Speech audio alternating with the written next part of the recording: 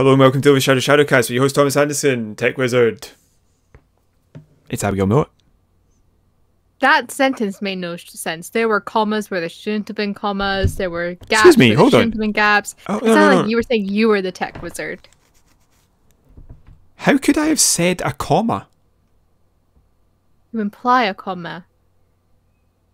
I believe you simply inferred the comma. You can't... no, I was speaking a sentence out loud. There's no commas in spoken word. The way you said it made no sense. Grammar is for written word in order to demonstrate the way it was said. Or the way it's supposed to be read. It's not there for spoken word, because the person is actually saying it. Motherfucker.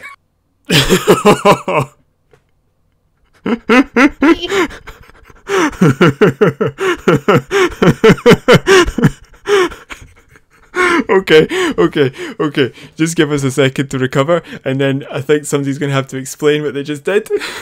I think someone's going to have to bleep me out, because I think I swore. I'll go and check, and I'll bleep it if we need to. I did swear. Well, it might have been covered. It might have been covered by it. Tell everybody what happened. Tell the boys and girls at home. I was trying to aim my angle point light, I don't know how you pronounce it, at Tommy, and it didn't work, and then it fell on top of my head. So she tried to aim it into the camera so that I would feel like I was being interrogated, and then it fell on her. It did. But what was great about it was when it fell on you, it shone straight into the camera and everything in the entire room went black. It was just you holding this light just below your head, so you looked a bit headless, and then everything else in the background was dark because the contrast was so strong. Yeah, it doesn't work properly at one point. I don't know why, but yeah, it just kind of fell on me and I got scared. Yeah, I think because it's everybody knows quite you get scared. hot. When the light goes on, it's very, very hot. Yeah. Don't stare straight into it. It's not on! It's not on! It was on you a minute ago. See, it's not on. It was on you a minute ago. I'm just putting it back. Ever so gently. Yeah. It's like a game of Jenga with a really heavy boiling hot light. I have it basically. This light doesn't attach to my desk, but luckily I've got shelves on the wall right next to my desk, and that's what it's attached to. And I tell you what, it is such a space saver. Such a space saver. No, it really is. But I used to have a You lamp use on my that light desk. and you save space. I used to have a lamp on my desk, Like a Death and Star? that took up so much room. And now I've got this, and it's so much easier. I feel bad because I like the other. Why do we need to save space when there's so much of it? Not in my room. There's no space in your room, but there's loads of space. Above me. Yes. And technically below you. And next to you. No, there is no space anywhere in my room. If you It go is through a the big planet, sky. what do you find on the other side? Multiverse. No, the other... What? No, you find more space. I like my answer better. Ugh. It's a multiverse. A multiverse that functions like layers. Like, you can take Yes. the lift to multiverse floor 2. Boop, Yes. boop. Life Oh. is run by a multiverse. Layer, Everybody in here's a vampire. I'll just take the lift up to floor 7. Boop. Boop. Oh. Everywhere here has got jelly beans for eyes. Oh, England have won the Euros. This is obviously the hell multiverse. Boop. Boop.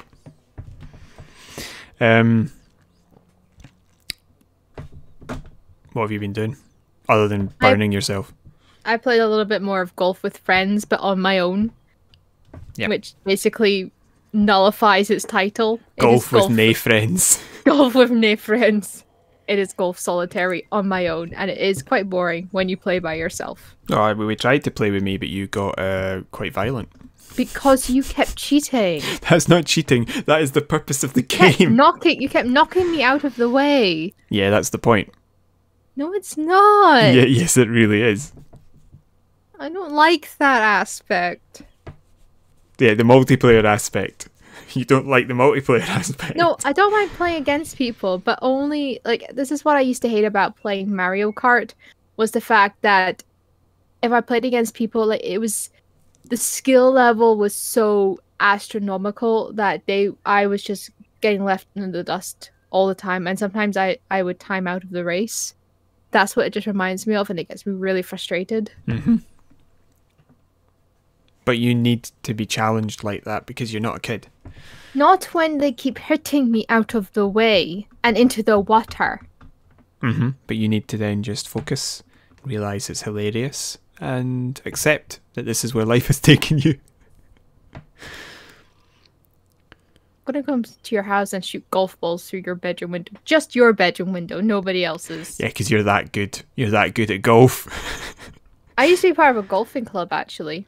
And you think you could... Are you talking about chipping them in the open window, or are you talking about smashing them through the window? Smashing them through the window. Okay, well, I'm glad I've got the evidence of that. But also, I doubt very much you'd be able to do that. I think there would be at least one or two that would go through like the front door or into a car. The neighbour opposite you. Just kills the person who lives behind me. Yeah, so I've been playing a little bit of that, and it's still very frustrating because some of the courses I've kind of gotten a hang of, but there are so many chance levels, if that makes any sense. Like, not so much skill-based. It is like some of that is purely by chance. Right, so you don't think it's particularly testing of your skill, it's more random. Yeah, it's more of a game of luck. Just to clarify, I don't like games like that. It is actually an online version of gigantic mini golf. It's not actual golf. It's like the windmill, and then yeah. Is it possible this is just not the game for you? I don't think many games are the game for me, to be perfectly honest. Candy Crush is. No, you're very good at Halo. I suppose so. No, you are. I've not played it in a very long time, though. Mm-hmm. But you are. Thank you. I'm good at GTA. Yes. Mm-hmm. I mean, you've got to remember that the only person you have to compare yourself against is me. And that is, without bragging, a little unfair. I mean, the last time me and my mates played Halo, it was like, they're very good.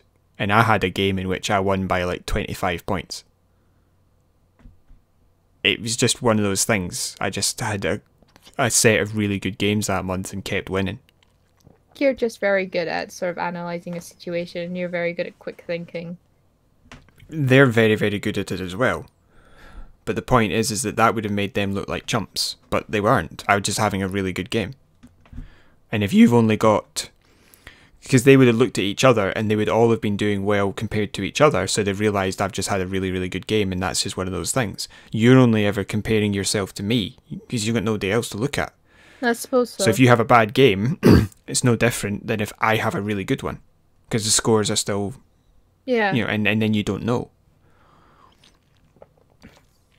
There's also games in which you play really, really well, and I just change the tactics. I change up how it's going to work. Like when you were sniping, and I sprinted at you with my pistol, and you just didn't know what to do. Yeah, but that's analysing the situation and making it work for yourself. I can't really do that. Mm-hmm. That's something you need to learn to do. But the point is that you can't tell you had a good game. You can't tell your sniping was on point, because I might have been able to do that. Other people wouldn't have. If you include other people in the match, it might be different, because my decision was based on the fact I wasn't sniping very well, not the fact you were. So other people who were having a better time might not have made that choice, and you might have then continued to get a good number of kills. Whereas, because it was only me, I switched. Boom, boom, boom. You didn't have a chance. Yes. So, what have you been playing? Oh, I've been playing quite a bit, actually. I played more Divinity Original Sin 2 with my brother, and that's been fantastic. Not just fantastic, but fantastic. Yeah, we've played about 4 hours of it and got about 2.5 hours in. Wow. Because it's really hard. And we keep getting killed. I had to think about that there for a sec. I was like, what did you say? Yeah, we keep getting killed.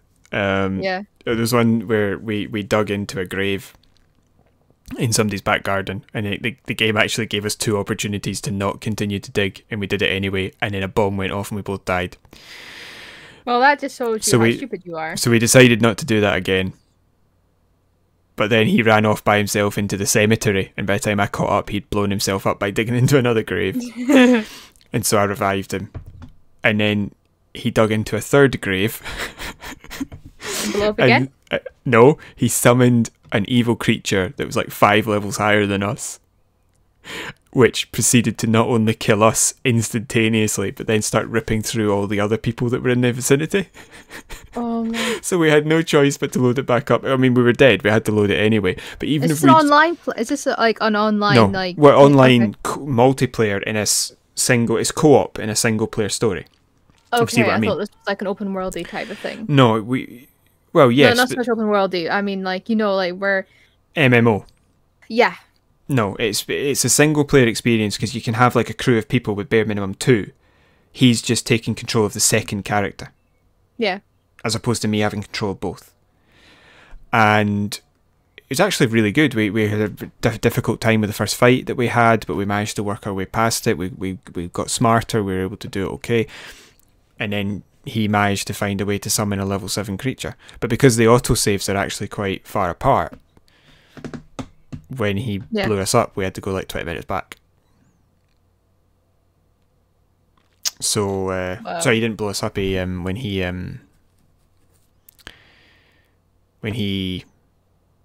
summoned that creature by digging into a grave in a cemetery. Why do that though? Why just go and randomly do it? I mean, well, it's actually quite an empowering game because I had the shovel. And I thought, excellent. He's using his bare hands or something. He can't do this. He can't do. It's a thing in the game called Magic Pockets where characters have. Oh, I remember you telling me this. Yeah. Well, so no. You were just like transferring. Yeah, but this happens automatically because we're supposed to be being controlled by the same person in single player. All the parties controlled by the player. It doesn't make you do the annoying thing of going into one person's inventory to pass over the shovel so that other person can dig. It just automatically moves it.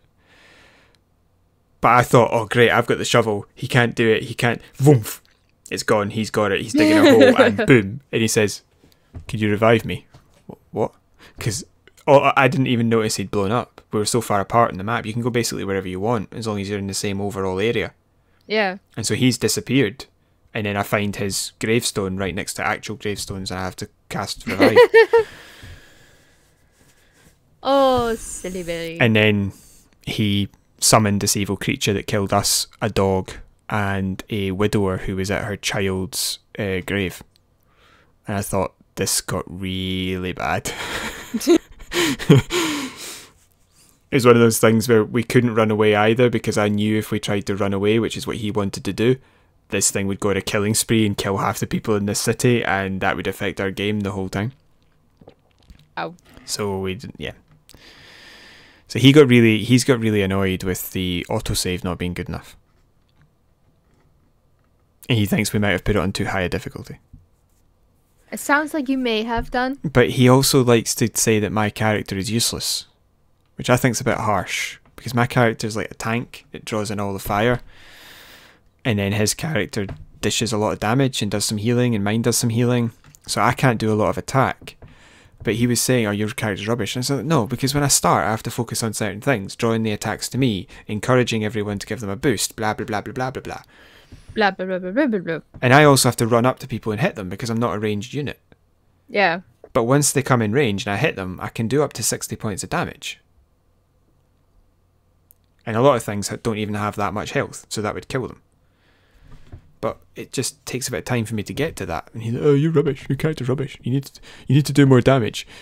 You need to do more attacking things. I'm like, I don't have any. What do you?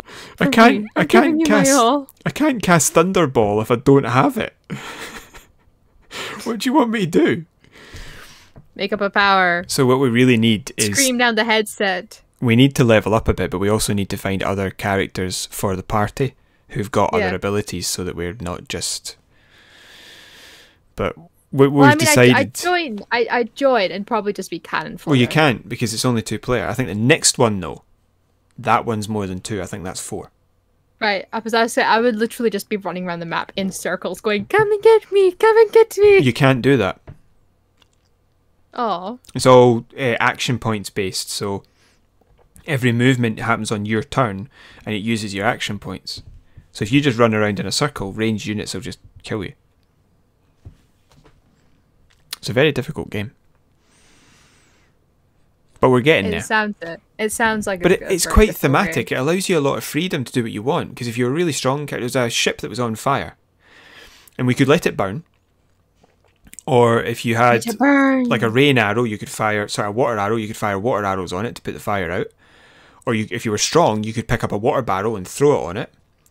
And in the end, my brother just decided he pulled out a scroll and summoned rain. So the entire map got covered in rain.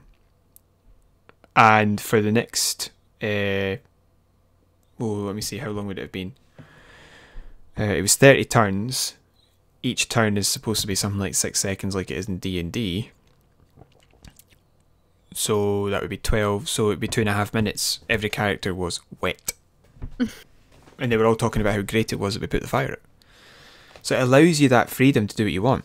Like you go up, you can pick a lock, you can smash the door in, or you can go looking for the key. It gives you a lot of freedom. Unfortunately, my brother misunderstood something, and he accidentally. We were picking up everything just because we find it funny, and all I heard was, "Oh my god, no! Run away!" And we ran. It's the only time we've fled a fight. And we went back to the city afterwards, and we were like, right, we're going to have to reload it because people wouldn't speak to us because he had accidentally just stolen a load of a guy's things. And we didn't realise. I was like, how did you not realise? They're all marked red. What did you think that was for? It's just a pretty color. But it's Your really. brother's got a penchant for red things. Yeah, but it was really no, like a red highlight around it. But it was really. We're getting there. We need to get to. We've decided when we go back in, we're going to focus on the main story just for a bit until we're into it, and then we'll expand a bit. But sometimes it makes you make decisions really quickly. Like we were asked by someone to pick between 2 wounded people, and we left the building to have a think about it, and we failed the mission because we hadn't picked between them. So as soon as you find that mission, you have to immediately do it. I thought that maybe the game would give us a bit of freedom to go and look and see if we could find an alternate solution. Yeah. No, it immediately killed both of them.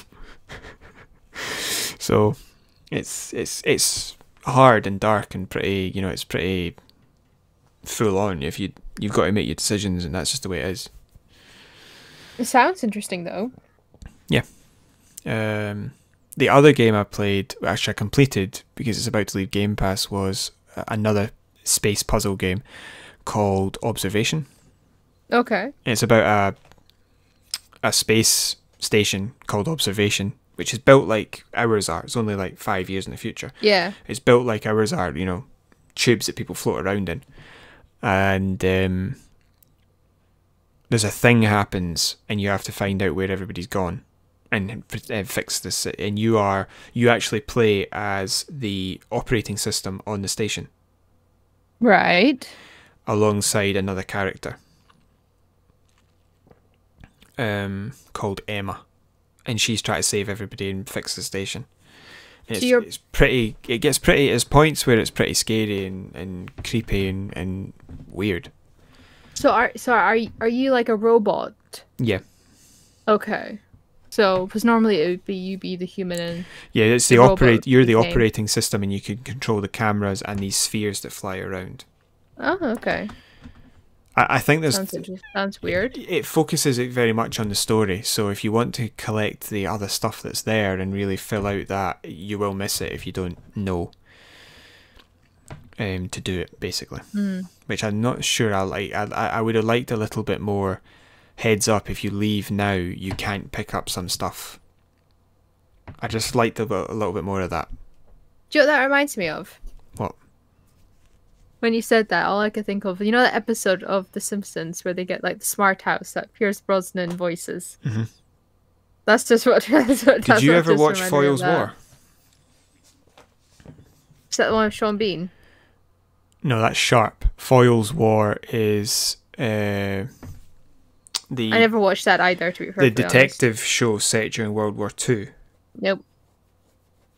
Well, I'm pretty sure whenever I would see the name written down, I was like, what's Foley's War? Okay, well, it's Foyle's War, and he has a sergeant who works with him who's got one leg. Yeah. And the sergeant, he voices the operating system in this game. He also did the voice for a character in Alien Isolation. He's very good. I think the game is actually made in the UK, because of the characters in it. There's 2 Chinese, a Russian, an American, 2 Americans, sorry, and 2 British people. Yeah. One is Welsh, one is Scottish. Okay. And then you've got the Englishman voicing the AI, or the robot, or the control operating system. Mm-hmm. Like being the Alexa, basically. Cool. And yeah, it's actually really good. I don't know if I could play it again, so I don't know if I'll go back. I'll be able to go back and pick it up. I just don't, pick up the things I missed, which is a shame. Yeah. I'd have to wait a couple of weeks or a month to be able to do that, and it's going to be off Game Pass, and I don't think it's worth buying to play it again, but I would say it's worth buying to play it if it's 5 to 10. Because I really enjoyed it. It's basically just to solve these problems by floating around and interacting with information and recombining the information so you're told what to do. A lot of it's very simple. Do you know what it's like? A lot of it's like Among Us. I don't know if you've seen any Among Us. Yeah, where it's basically just you go up and you move some wiring cables, or you slide a slider along, or you click on the things that are all the right colour. A lot of it's just that, but it's quite...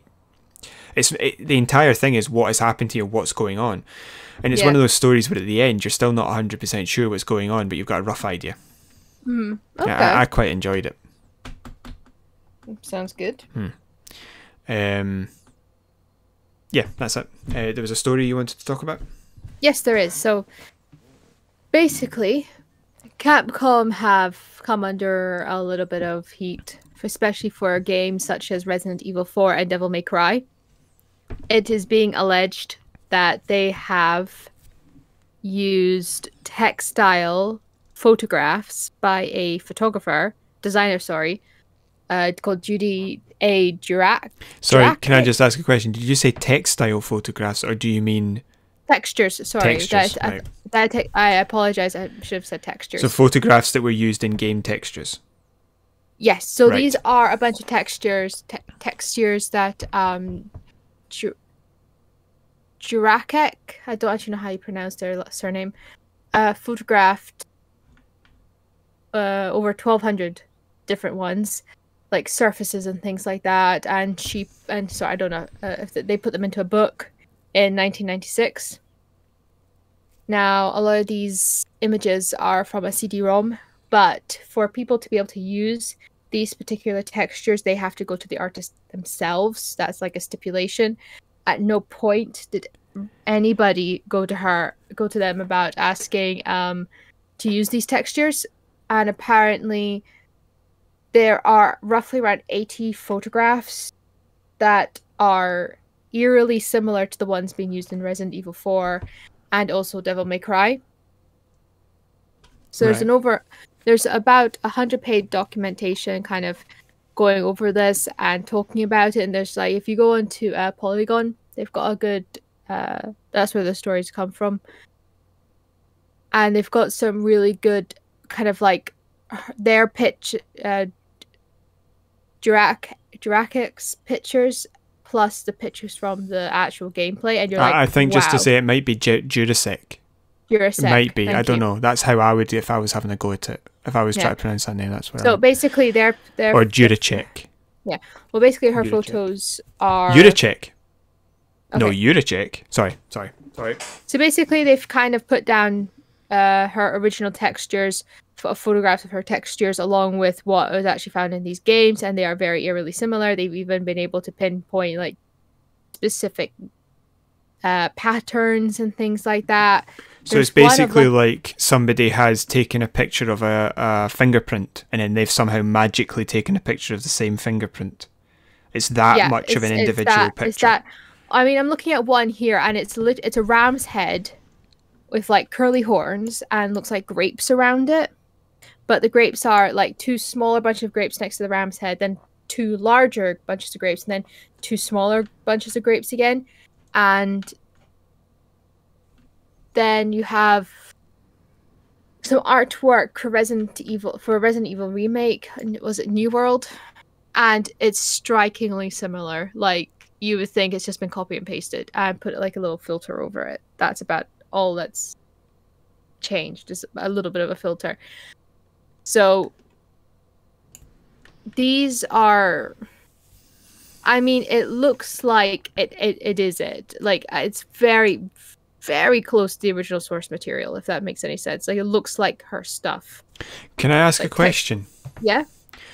Why did it take so long for her to notice that? Again, not saying it's her fault. I'm just playing devil's advocate because there's a part of the story I think could use a bit more explaining. Why did it take so long? Because the book was released in 1996. The award she won for it was 2003. Is it she? Are you sure it's a she? Oh, it says instances of her photographs. Okay, sorry. So that's what I'm going on. Okay, that's fine. I apologise if it's not. But could you tell me why it took them so long? Okay. The ransomware attack in 2020. I think you're having one of those moments that everybody has where they're just like, "What?" But because you're the one who's told this bit to me. Just one of those brain fuzz moments. The ransomware attack. Do you want me to remind you? Please. Okay. Basically, they got attacked. And ransomware, I think, is they steal information and try to ransom it back, right? Yeah. And basically what happened was they some of these images got leaked. And the images had the same file name as the file name that were on the CD-ROM that came with the book of images that she sold. Yeah. So they've basically just bought the CD and then taken the pictures off it. Yeah, so... Sorry, you I remember you talking about that to me, which I thought was... Because that's the interesting part there is, if she sold a CD-ROM with it, why is it not okay for someone to use the pictures? And I realised that there's a difference between letting somebody look at the pictures on the computer or print one out and like put it on the wall. Yeah. And somebody putting it in their game that they then sell for 400 million. Yeah, because you have got you got copyright you got copyright claims and things like this. You can basically charge for each time you see an image in a game or anything like that. So every time something is sold, it's a bit like when if like royalty checks for when actors and things like that happen. For when actors happen. For when actors happen and things. You know, things like actors. It's like an actor can be paid a lump sum for appearing in something, but then also get royalties afterwards every time it's shown on television or in cinema. So it's basically like that, from what I understand. But also they had to go to her directly to be able to use these things, and they never did. Yeah, because other than just pay for it, you also have to have the person's permission, because it's still there. They still own the proprietary rights to it. Yeah. Yeah. So you can pay for use, so you can pay to own the image. Yeah. But they've done that. Well, that's the whole thing, isn't it? You know, I moan a lot about like music. Like, you got people who make millions a year saying, "Oh, why are you using my music in your tiny YouTube video? I want that money." And I find it pathetic. I do. But this is not that, because this woman received no money for any of this. And they used it in so much stuff. Yeah. Well, I understand why people, like, I've got a different viewpoint to the music thing than yourself. No, because musicians are constantly sharing music between the two of them. They're constantly taking inspiration from all over the world. They're constantly, they sell. How can somebody who's got hundreds of millions or tens of millions then complain, saying, "Oh, that's my money"? I'm not talking about somebody taking the music and re-releasing it. I'm talking about if a music is in a game and you play the game, sometimes somebody will say, "I want the money for that." No! You've been paid for it being in the game. I'm playing the game. It's my thing. Like, I see that. You know, when you do scientific... I see both sides. I see both sides. I always do and I always will. When you do scientific research... Yeah. You have to You have to say these people did this. This is what my evidence is. Because of it, you have to reference them, as you know. But you are also, in a way, saying they did this work. You don't pay them for that. I suppose not. But anyway, getting back to the story. So, Jurassic basically looking for $12 million in damages. Seems reasonable. Yes. Also with between $2,500 and $25,000 for each used photograph. Yeah, that's fine, because Let's not talk about that. She would have been able to market the fact that her images were being used in such big games, and she was denied that opportunity. So and her rights were also taken away. That seems perfectly reasonable. Yeah, no, I totally, I'm on Jurek's side here. I think that's. Sorry, say that again. I think Jurex. It's not Jurex. I didn't say Jurex. I said Jurasex. That really doesn't help. After you've made that mistake, that one doesn't help either, actually. It's late at night. My dyslexic brain is fried. Yep. No. I what I would say is, why is it okay for the musicians to say, I want the monetization from that video where that person's playing that game, but the people who make the game can't do that? I don't know. Yeah, so I just anyway, think it's ridiculous. So yeah, I believe that they are owed compensation, and I hope that they get it. Okay. Are you in? Can you hear me? Can you see me? Yes, and yes, unfortunately. We are coming in live from Edinburgh. I would like to say thank you for a fantastic Eurovision Song Contest. It has been most fantastic. Let's not go back to Eurovision, please. I still like to listen. That Alexander Rybak is really good. Have I got you hooked? That song, Fairy Tale now. It's the best song in Eurovision history. Easy. We were watching clips from Eurovision a few weeks ago, and it was all from the current Eurovision. I said to Tommy, "Oh, look up Alexander Rybak Fairy Tale," because to this day it is still, I think, the best Eurovision song ever. It won the award for the best ever Eurovision Song Contest song. It was, I think, at the time the highest scored. It got the most. I think it's got the highest score of all time. At the point it was. At that point in time, I should say, because they changed the scoring matrix, so they changed the scoring system afterwards. So now people can get ridiculously high scores now, but before then, it wasn't really a big thing. Like the amount of scores. I think you could get maybe about 200 and something, but Alexander Rybak, I think, got over 300. But now you've got people like getting over 500. That was basically the equivalent of getting over, what, 650, 700 at the time? I think so back then, yeah. I still think it's the best song, in my opinion. And then I made Tommy watch songs from Anastasia. Yes, right. And we still not watched the best one. Right. I've just realised that right now people will be seeing Empire Total War on the screen, and we've not explained to them why. Oh, we're playing Empire Total War. Well, Tommy's going to play it, and I'm going to sit back and I'm going to try and comment on it without really knowing what I'm talking about. No, we're not going to play it. Not necessarily. What are we going to do then?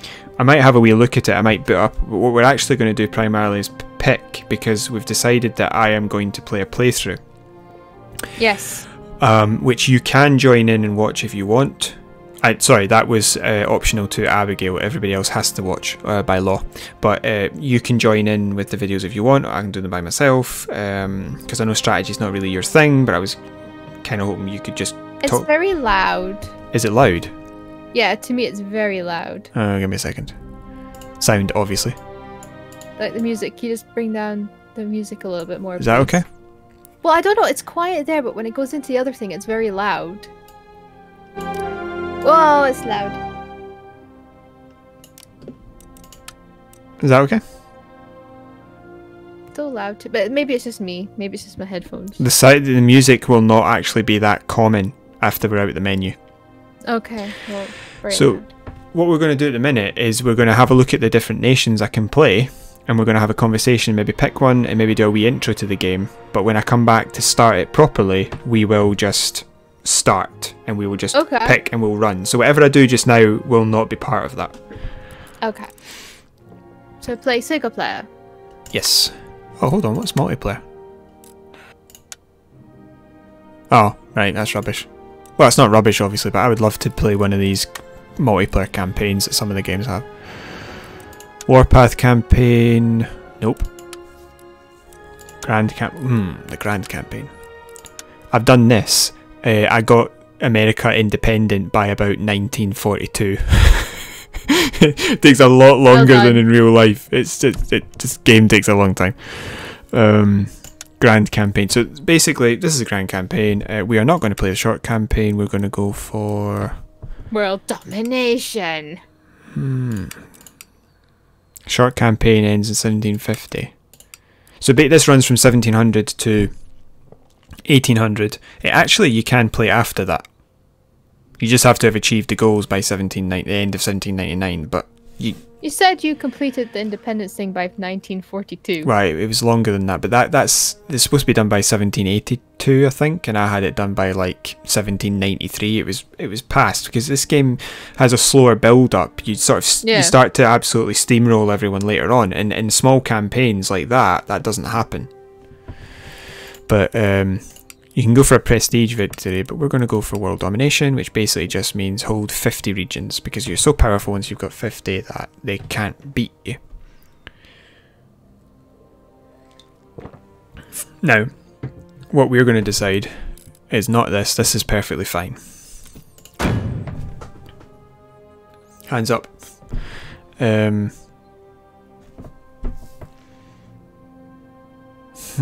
See, I'm tempted to turn that off, but the reason is that, see, when you're massively outnumbered and defending, the battle time limit is sometimes the only way you can win. Yeah. So I'm going to leave it. I'm going to control all the cities. And no help from the advisors, because I've played this game 400 times. This is like one of your favourite games, isn't it? Yeah. So this is a kind of different game for Total War in the fact that there's 3 theatres and then there's 4 sort of like sub-trade theatres. It's not all in one place. Okay. So you like medieval Total War is all in Europe, and then when they do expand to have you able to colonise parts of the Americas, the map just gets bigger. In this, you're in different maps. You actually move from Europe to America. Okay. You're not in the same map. You click and move across. So you can't scroll from here all the way across to here, all the way to here. You have to click across. The maps though, India and Europe, you can scroll because they physically connect. See this part of the sea here? Yeah. Can you see my cursor? No, I can just see my cursor. Right. Down the bottom right of the European theatre. Yeah. I think you can change that on Parsec so you'd be able to see my mouse. We need to do that. That connects to the sea in the left of India here. Oh, okay. So you can walk. You can walk from here all the way up, all the way through to here. Anyway, right. So sorry, I'm being silly. What we're doing now is a short vicious war in Ireland. Blah blah blah. Catholics, James was forced into exile. Glorious Protestant Revolution. Blah blah blah. Jacobites. Blah blah blah. Killed all of them. So grossed over the horribleness here, but glossed over it, glided over it. That's the one. Interesting thing though. Would you like to tell me when Great Britain actually existed, please? I don't know. The Act of Union. I don't know. 1707. So this game's incorrect. Yes, it's an acceptable mistake because they start everybody at 1700, and technically speaking, you could prevent the Act of Union by picking either Scotland or England and just not signing up to it. So to prevent that, because that would obviously annihilate the history of the game, they just join you at 1700, and that's it. It's possible that some people may not have even realised that Britain didn't exist like this at 1700. But I'm going to go with they made a deliberate decision, which I totally am okay with. Except one thing. I wish I could just go Scotland. Well, no, that you always, no matter what it is, you always go Scotland. So. Anyway, that's it. The rest of the countries I think existed as they are suggested here. So shall we have a look at them? Okay. You can see the green, yes? I can see the green. That's the regions that you already hold. So you can't see this because it's pretty difficult to see, but there's a little bit of green here. You can't see my mouse, can you? Is this? I see a little bit of green, kind of like off the coast of what is it, Mexico? If you have a check of your phone. Yeah, I can see.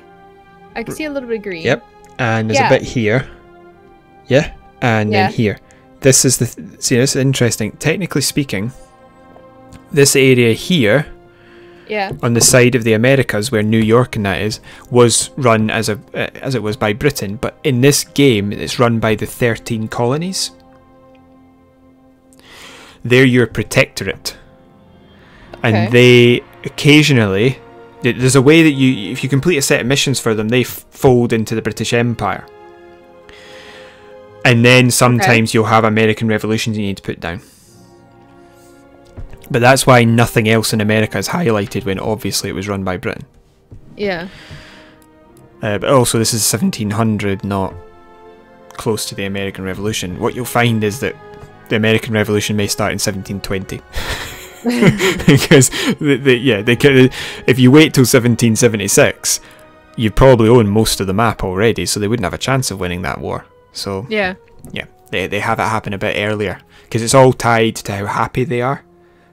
So anyway, you've then got France. So basically what will happen as we change countries, these greens will move, and that's the starting regions. Okie dokie. So France has this. They have more direct control of their colonies. So you've got one down the bottom of America, and then you've got a whole lot at the top. Yeah. And they've got a PC, I think that's Alsace-Lorraine, which they historically shared with Germany. Okay. But there is no Germany, so. Was it like Prussia or something? Yes. Like that Yes, well done. It's Prussia, yeah. Austria. Thank you, Outlander. Austria is different from every single other country in that their infantry regiments are slightly bigger. So instead of having a maximum size of 160, they have 200. They have an extra 25% because their army was very large. Okay. They own no colonies. Are you choosing? Sorry, you're choosing a country to start off as? Yes. Okay. So France has colonies. I like his wig. Austria. Not so much keen on his wig. Yeah. Who's the British guy? Oh, he looks like that fat merchant. Austria has no colonies. I'm gonna go by the quality of the wig. Okay. That is a dapper wig. This is one of the very few, I think this might be the only country that has provinces, regions in every theatre. So you're more spaced out, but you're covering more ground. Basically, it's quite a big thing to take a fleet all the way to India and drop off, or all the way to America and drop off. To get a beachhead, you need highly trained, a couple of armies with a strong navy to punch in. Easier if you're already there. Yeah. I would rather not go the United Provinces for personal reasons, because I started a campaign with the United Provinces that I don't want to be reminded of.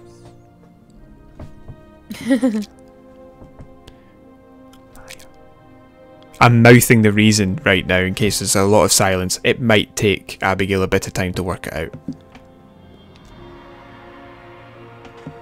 There we go. Spain. Ooh, that is an angry man. Yes, so they conquered Italy, I think, at one point. That's why they've got a lot of Italy in the Mediterranean. They also own this thing up next to France. I've never quite understood why, but apparently they did. Like what we would call Belgium. Oh. And they've obviously got Central America and Florida. España. I always go Britain because it's the other way to go Scotland, and they have some of the best unique units. So I just like them. I think they're well cool. That's a terrible phrase. But it's well cooled. Well, if you actually have a look, if we go back, starting regions is 6, then it's 8, 6, 4. So they've basically just got, I think it's 2 here and 1 here. They've not got a lot. 9. Well, Spain was a really, really prominent country. It's very powerful. Spain was a really big guy, This is Prussia. He lifted all the time. Oh, he looks happy. Yeah, but two regions. Just over here and here. I think that's Poland and Lithuania in between.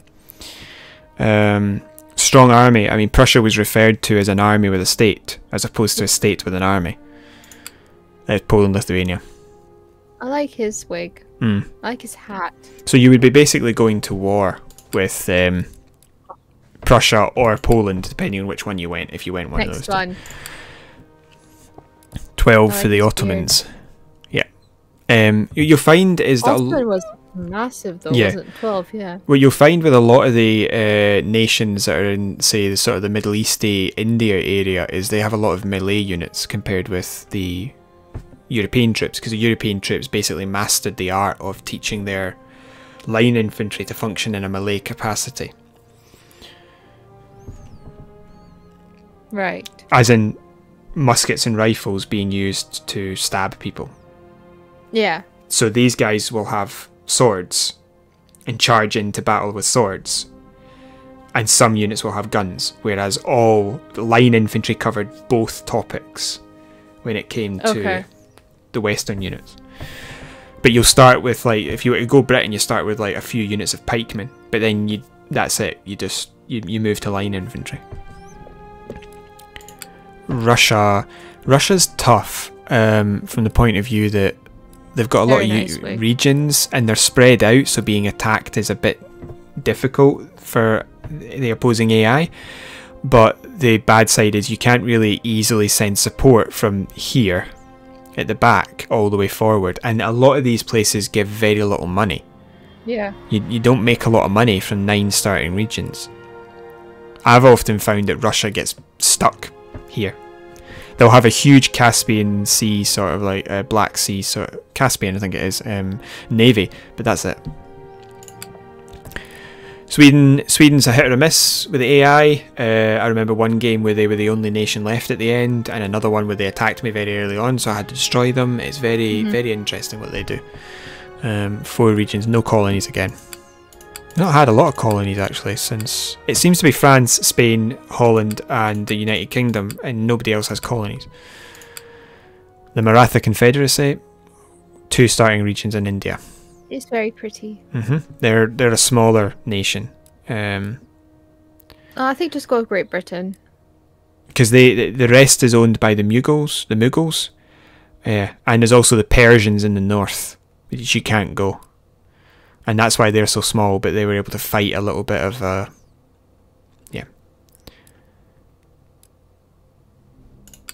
And then the United Kingdom. Go with Great Britain. Why would you pick them? I think... Well, historically they're going to do better at this period in time. That's true. Religion plays a big part, by the way. Protestants and Catholic nations have a little bit of animosity between them, which makes sense. The reason I like going Britain is, apart from the fact that it has Scotland, it has some of the best units. The special units, which are only units that can be hired by that nation. If you they were part of like the DLC that came free with my version of the game, and if you have a look at them, it's like 60% of those units are British. Like the Ferguson Riflemen or the Green Jackets or the HMS Victory, you know, that sort of thing. It's very rare for them to be anything else. I think just go with Great Britain. Shall we have a look at their starting position just before we play in the future? I remember this game used to take so long to load on my previous computer that I actually had a book, and every time I did an end turn, I'd read a book. Your first priorities as an island nation should be to ensure you have adequate naval defences in place, as a strong navy is the key to protecting your shores. This is very jittery on my PC. Maintain friendly relations. But we worked out that was due to the internet, wasn't it? I think it is, but I don't know what's going on, because like I can download a game on my Xbox and it'll download it like between 30 and 45 megabytes per second, but on my PC it's like down to kilobytes. Okay, well we need to have a look at your PC then. So in this game, it's not like it was in previous games where it was one city and that represented the buildings in the province and you built everything in there. I love the tiny horses. What? The tiny horses. Oh, right, yes. This represents trade. These buildings are spread out. So what that means is, say if I take my army and I was to march them into France, I could walk the army around and damage all these support buildings. And it's sort of a way of drawing out an enemy army from the city. Yeah, so you're not like mobbed. What? So you're not mobbed in the city. Like, if they send out like a smaller squad to you. Yeah, basically you can whittle them down, or if you just don't want to fight them where they're inside a fortification, you can draw them out. Yeah. But the downside to that is when you do take the region, all the buildings are damaged and you have to fix them. Yeah. But it's real, so it's worth it. It's a good addition. You also have to pick, so this is naval recruitment, takes several turns to build something, which means it takes a year and a half to build a 4th rate ship of the line. You when it comes to the building browsers, you have to pick between certain things. So when you're building up a port, you can have fishing, commerce, or military, and that then starts to apply to here. Yeah. Population, religion, very useful for keeping people happy, is to convert them to your religion. It's also quite useful actually if you want to start rebellions in other countries, is convert all of France to Protestantism and watch the mayhem. But when it comes to growth for population, you'll find stuff like here, like agriculture adds to population growth. Of course, yeah, that makes sense. Exactly, and it's the same. That's you've got. If there's not enough food, that will massively cause a massive reduction. It will massively reduce the public order. Now, yeah, the public order. More people are unhappy. So if you build a university, clamour for reform goes up. So therefore, they become less happy. Oh. So garrison force, that brings up happiness because the people are kept in control. If they like, if you've got a monarchy, that improves happiness. If you've got good government, the real one to pay attention to is not the nobles; it's these guys, because that's when you get revolution and rebellion. Yeah.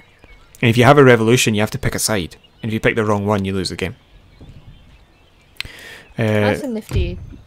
Yeah. This is your income. This is a thing. I first time I played this game, I screwed myself up because money is really important.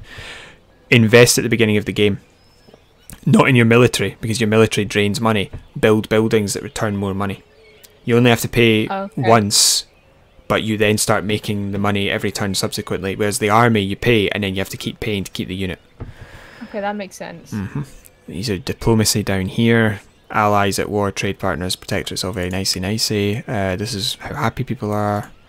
This is your government. You can. It's quite useful. The quality of these people adds. So this guy adds 5% bonus to global tax income. Yeah. You can also fire people to try and get better ones once a turn. Because these stars don't increase. So if you've got somebody who's 3 or lower, fire them. And hopefully a better replacement. It's random, but you hope for a better one. I got a worse one, so I'll do that again next turn. Someday of the same equivalent, uselessness, sorry.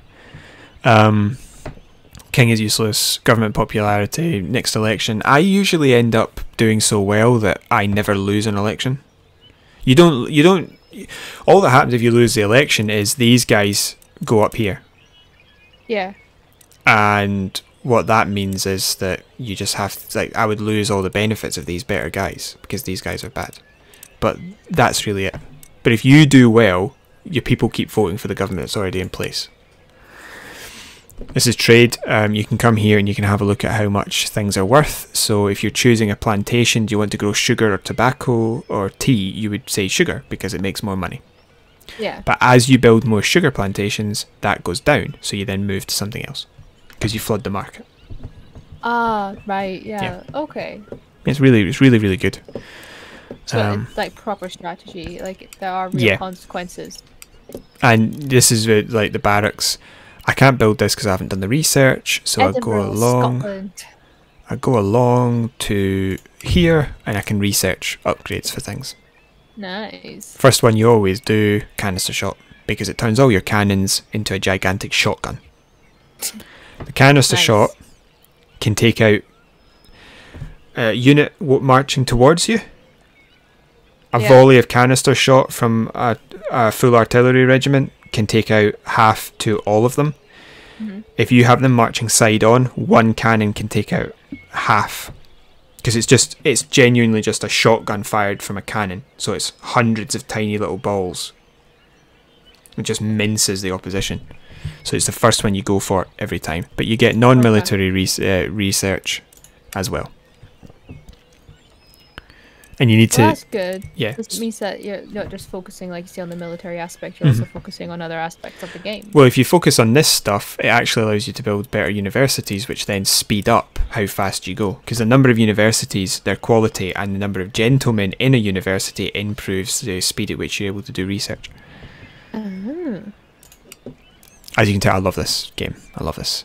I know, it definitely sounds like you love it. You don't get steady state recovery of units in this. You have to manually retrain units. That's the difference between Rome, which I showed you, in this one. Yeah. But it's you don't have to have generals. You can just have armies with captains. You don't need to hire a gentleman or a general, but you do in Rome. So it's a bit more free. Also, just end turn. This is the objectives. This is your prestige. This is how the world looks at you. So France has a huge army, but we have the biggest navy. Economics. United Provinces does well because it has the colonies all over the world. Enlightenment is to do with the strength of your universities. So that's United Provinces and us.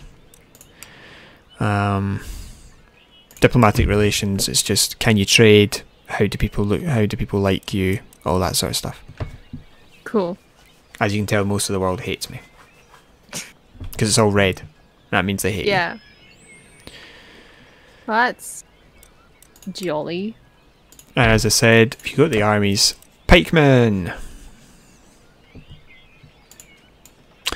One thing that I do think is quite useful is that you can... Straight off the bat, I like to trade Dublin to, I think it's France, in exchange for Alsace-Lorraine. But I offer them military access for 5 turns, and then I declare war and take it back. And you can also buy Komi from Russia very cheaply. I mean, it's smart. And you can just build an army here when it's time and launch it into Russia. Which is normally the last place you take, or one of the last, because it's so far away from everything else that you need. Yeah. The thing is, though, that you make a lot less money per turn by wiping out other nations because you can't trade with them. So eventually all that's left to attack is your trade nations, and so you lose that trade once you declare war. So it's only an internal market once you've done that. It sounds very, very involved. You've got to make your decisions. You also get historical things like this popping up every time, and this is the globe. Yeah. So these are the 4 sub-nations, sorry, sub-theatres, and you put trading fleets here. Yeah. And they defend. You have to defend them from like pirates and other nations, but they then send supplies back. So ivory, spices, that sort of thing. And these are the 3 actual... So you see, you can go all the way up here and then into Europe. Wow. Or down here and then into India. This is the 3 theatres. You can click down here to move between them. And here. So this is America. And just the last thing I think I'll point out is the 13 colonies. Oh, you also get missions, sorry. Yeah. And they appear in places. I think it's in here you get given missions, I think. Yeah. And I feel like if I understood this game better, I'd probably enjoy it. Well, you can join in, and you don't need to be like, oh, it doesn't have to be a conversation about the game all the time. You can just join in and pick things up, and then we can talk about something else while I'm playing it. Yeah. So it's up to you. The tiny horses, mainly the tiny horses, because they are just too cute. Yeah, the tiny horses, which are massively dwarfed by the people. It's not quite as bad as... Imagine if that's what it's actually like. You just had like giant people. But it's not quite as bad as Rome. Yeah. In which the guys were enormous, but it's... Yeah. Anyway, that's what it's going to look like, so I'm going to now exit back to Windows. And that's that. I think I will probably join in at some point, but maybe not when I'm so exhausted from the day. Well, what we would do is the first couple, and then you can be present, so you can at least see how it works, and you can drop in and out as you see fit, and you'll be able to follow it. I think if you miss the start, you might not be able to follow it as well. Yeah, it's up to you. Cool. So, do you have anything else to say? No, that's it. I'm done. So all that's left for me to say is, if you like what you heard and you'd like to hear more, you can subscribe to the channel. You can hit the notification button for when we upload. Hit the share button. That'd be fantastic. You can subscribe. I can't remember if I already said that. We like to hear comments, no matter what the comment is. Please leave them down below. You can email us at overshadow.shadowcast@gmail.com, or you can find us on Facebook. No, don't find us on Facebook. Ignore Facebook. There's nothing on Facebook. There is no such thing as Facebook. Tommy ate it.